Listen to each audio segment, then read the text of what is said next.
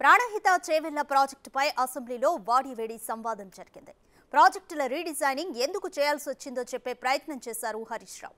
ఆయనకు గట్టి కౌంటర్ ఇచ్చారు ఉప ముఖ్యమంత్రి భట్టి విక్రమార్క.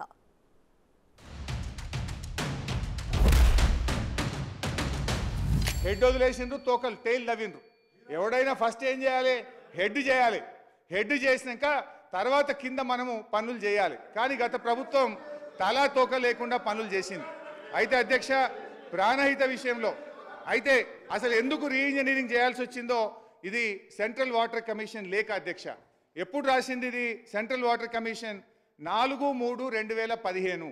తోక మొదలు పెట్టారు, తల మొదలు పెట్టలేరు అని చెప్తా ఉన్నారు. 100 మీటర్స్ దగ్గర కాళేశ్వరం మొదలుపెట్టి అది కేవలం 28,000 కోట్లతో అయ్యేదాన్ని 1,47,000 కోట్లకు పెంచారు. కనీసం అండి, ఇది వాస్తవం. మీరు చెప్పిన లెక్కలే. మీరేమైనా పర్మిషన్ తెచ్చారా? వదిలేసండి.